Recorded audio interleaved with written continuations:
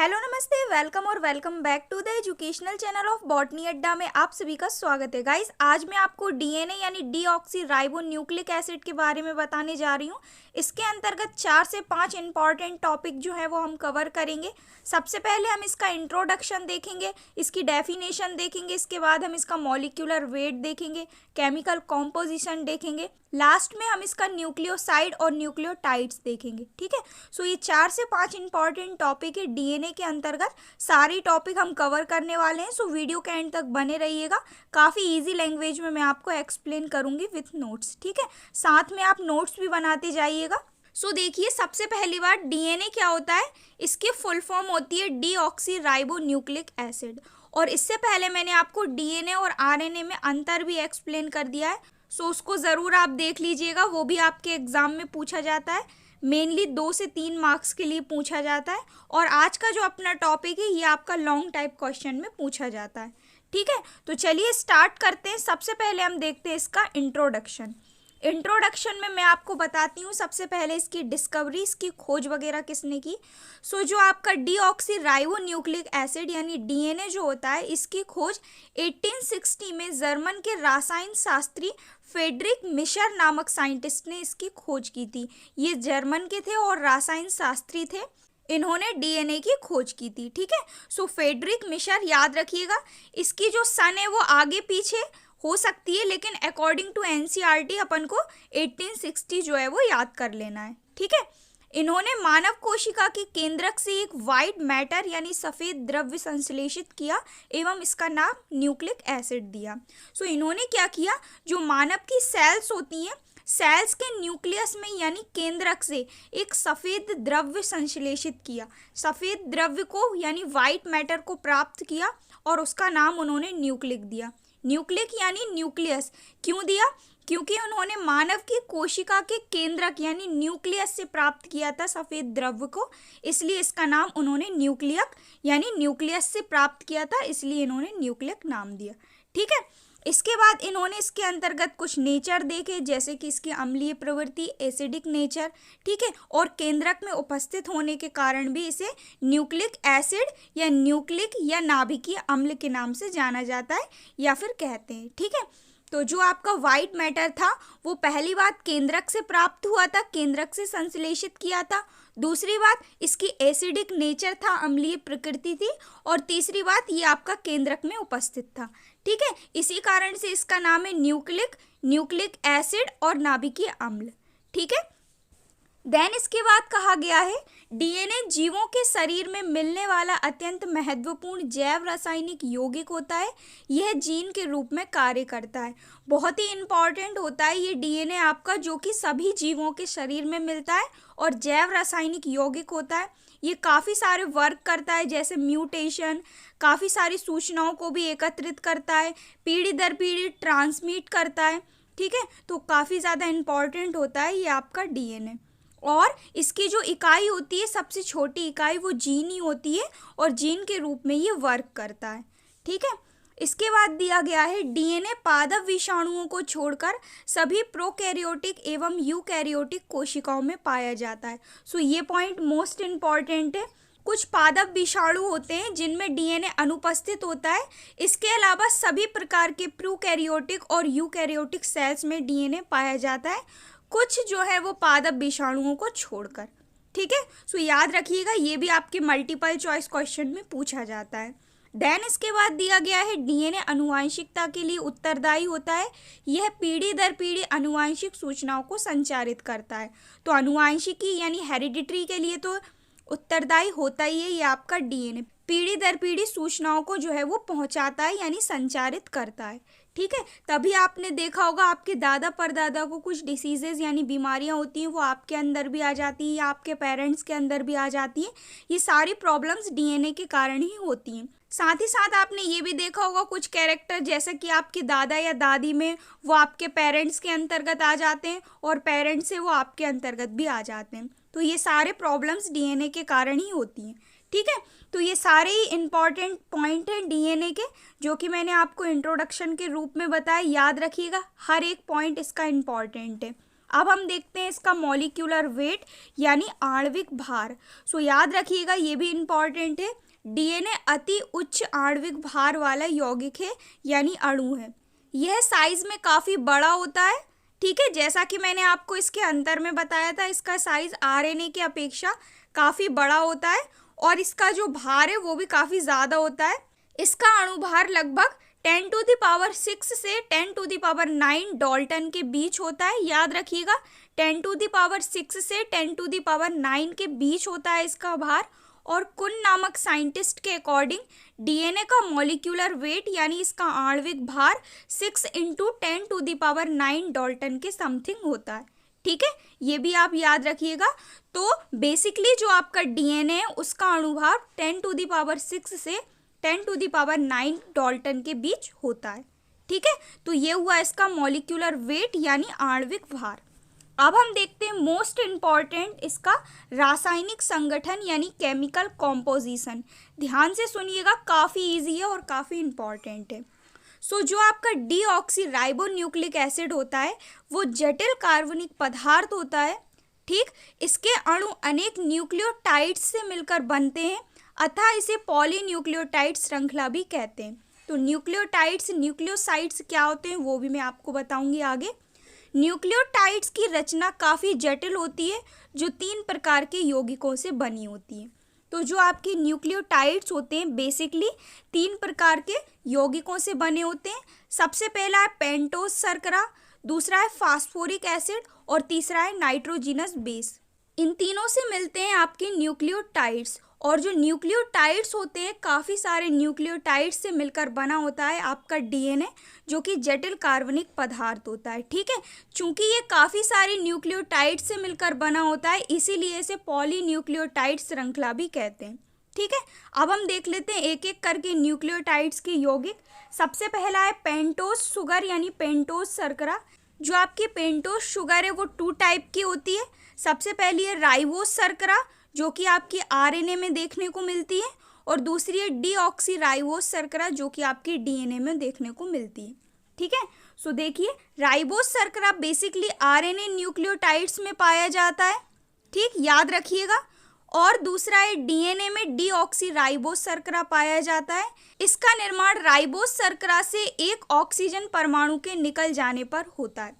तो जो आपका डीऑक्सीराइबोस शर्करा है जो कि आपके डीएनए में पाया जाता है, उसका निर्माण राइबोस शर्करा में से एक ऑक्सीजन परमाणु के निकल जाने से होता है, ठीक है। तो डीऑक्सीराइबोस शर्करा जो है वो डीएनए में प्रेजेंट होता है, जबकि आरएनए में राइबोस शर्करा पाया जाता है। और ये दोनों ही पार्ट होते हैं पेंटोस शर्करा के, और पेंटोस शर्करा जो है वो न्यूक्लियोटाइड्स होता है, यानी न्यूक्लियोटाइड्स का एक यौगिक होता है। अब दूसरा है फास्फोरिक एसिड। सो फास्फोरिक एसिड भी वेरी इजी है, ध्यान से सुनिएगा। फास्फोरिक एसिड का सबसे पहले मैं आपको इसका सूत्र बता देती हूँ। H3PO4 काफ़ी बार पूछा गया है। H3PO4 इसका सूत्र होता है फास्फोरिक एसिड का। डीएनए में फास्फोरिक एसिड पेंटोस शुगर के साथ फॉस्फोडाइएस्टर बॉन्ड के द्वारा जुड़ा रहता है।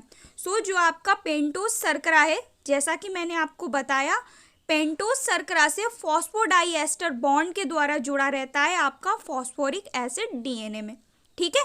साइड में इसका आपको सूत्र भी शो हो रहा होगा, H3PO4। ऑक्सीजन इसमें 4 जुड़े हैं और ऑक्सीजन के साथ ही आपके अटैच हैं हाइड्रोजन के परमाणु, ठीक है, जो कि आपको शो नहीं हो रहा है, लेकिन कुछ इस टाइप से इसकी जो है वो स्ट्रक्चर होता है, ठीक है। इसके बाद दिया गया है यह नाभिकीय अम्लों की अम्लीय प्रकृति के लिए भी उत्तरदायी होता है। जितने भी आपके न्यूक्लिक एसिड हैं उनकी एसिडिक नेचर के लिए उत्तरदायी होता है आपका फॉस्फोरिक एसिड, ठीक है। सो याद रखिएगा, सबसे पहली बात इसका जो सूत्र है वो होता है H3PO4, ठीक है। डीएनए में फॉस्फोरिक एसिड जो होता है वो पेंटोस शुगर के साथ फॉस्फोडाइएस्टर के बॉन्ड के द्वारा जुड़ा रहता है, ठीक है। और जितने भी न्यूक्लिक एसिड होते हैं उनकी एसिडिटी के लिए, उनके एसिडिक नेचर के लिए उत्तरदायी होता है आपका फॉस्फोरिक एसिड, ठीक। इसके बाद थर्ड है नाइट्रोजिनस बेस। ये भी आपका बहुत ही ईजी है। सबसे पहली बात, जितने भी आपके नाइट्रोजिनस बेस हैं ये आपके रिंग शेप्ड होते हैं, ठीक है, याद रखिएगा रिंग शेप्ड होते हैं। क्या होते हैं रिंग शेप्ड वो भी मैं आपको आगे बताऊंगी। जिसमें कार्बन के साथ साथ नाइट्रोजन परमाणु भी जुड़ा होता है। ठीक है, तो जो आपके नाइट्रोजनस बेस है वो बेसिकली दो टाइप के होते हैं, प्यूरिन्स और पिरिमिडिन्स। जैसा कि मैंने आपको इसके डिफरेंसेस में बताया था, प्यूरिन्स जो होते हैं वो भी दो प्रकार के होते हैं और पिरिमिडिन्स जो होते हैं वो भी दो प्रकार के होते हैं। ठीक है, तो आपके नाइट्रोजनस क्षार जो है वो दो टाइप के होते हैं, प्यूरिन और पिरिमिडिन। प्यूरिन बेसिकली दो रिंग वाले नाइट्रोजनस यौगिक होते हैं। डीएनए में एडेनिन और गवानीन दो प्यूरिन्स पाए जाते हैं।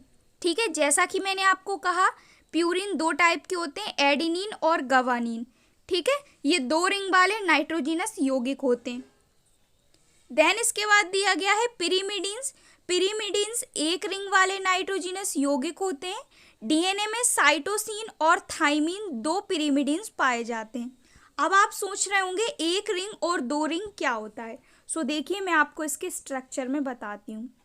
तो डीएनए में बेसिकली आपके जो प्यूरिन्स होते हैं वो होते हैं एडेनिन और गवानीन, जो कि दो रिंग वाले होते हैं। देखिए इसके स्ट्रक्चर में ये आपके दो रिंग वाले हैं, एडेनिन और गवानीन। दो रिंग आपको शो हो रही हैं इसके डायग्राम में। ठीक है, वहीं दूसरी तरफ यदि देखा जाए तो साइटोसिन और थाइमिन ये आपके एक रिंग वाले पिरिमिडिन्स होते हैं।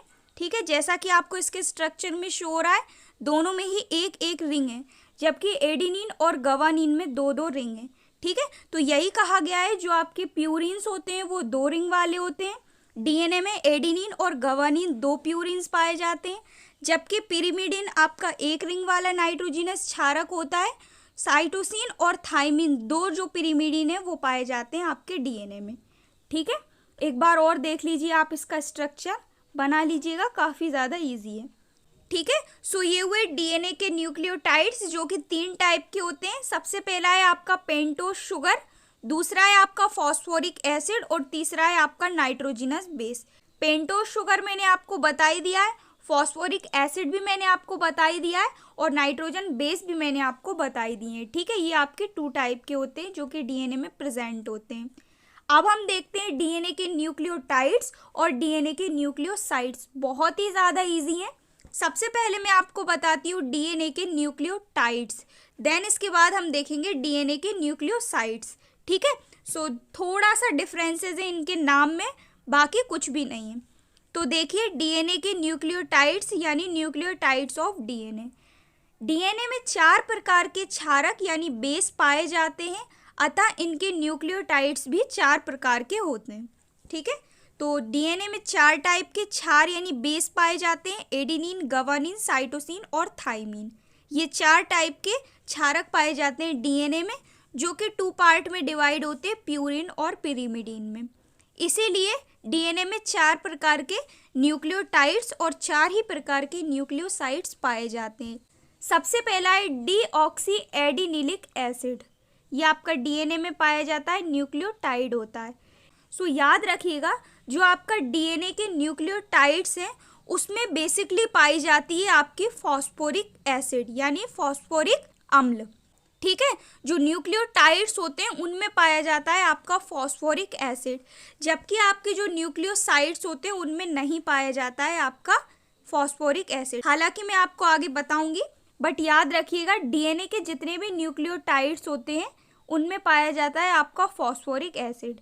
तो सबसे पहला है डीऑक्सी एडिनिलिक एसिड। ये आपका एडेनिन, डीऑक्सी राइबोस शुगर और फॉस्फोरिक एसिड से मिलकर बना होता है।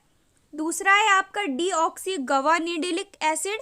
ये आपका गवानीन, डीऑक्सी राइबोस शुगर और फॉस्फोरिक एसिड से मिलकर बना होता है।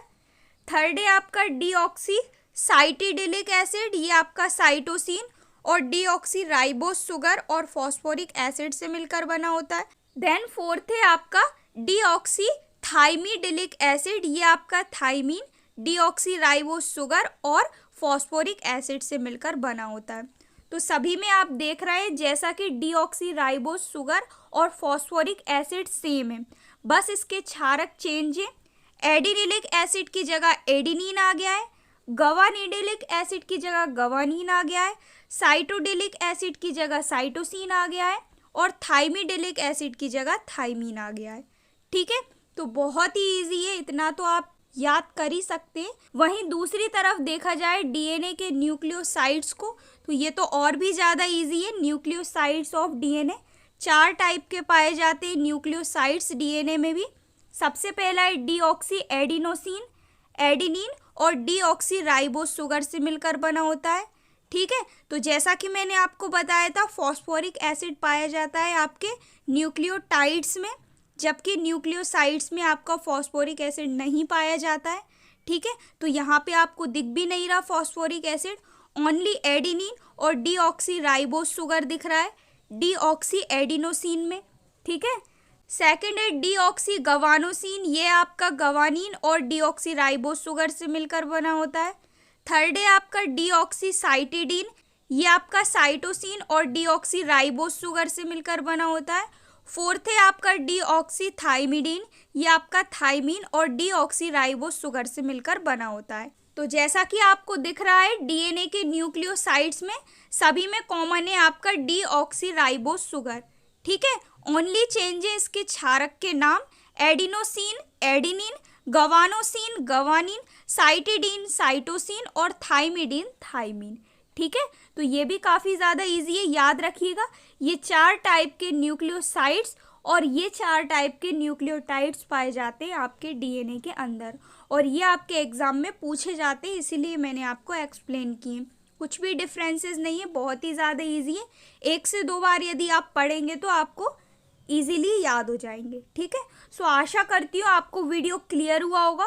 कोई भी डाउट हो आप मुझे नीचे कमेंट कर सकते हैं। इसके बाद मैं आपको न्यूक्लियोसाइड्स और न्यूक्लियोटाइड्स अलग से एक्सप्लेन करूँगी, वो भी आपका प्रीवियस ईयर काफ़ी बार 2 मार्क्स के लिए पूछा गया है। सो मैं आपको नेक्स्ट वीडियो जो है वो प्रोवाइड कर दूँगी। फिलहाल नोट्स आप मेरे साथ बनाते जाइएगा, जैसे ही नोट्स अच्छी तरह से कवर हो जाएंगे मैं आपको टेलीग्राम पर अपलोड कर दूँगी। सो आप टेलीग्राम चैनल भी ज्वाइन कर सकते हैं, बॉटनी अड्डा नाम से है, मैंने आपको डिस्क्रिप्शन में लिंक भी दे दिए। So thank you so much for watching. कोई भी डाउट हो आप मुझे नीचे कमेंट कर सकते हैं। सो मिलते हैं नेक्स्ट वीडियो में न्यू टॉपिक के साथ। Once again thank you so much for watching, keep on learning.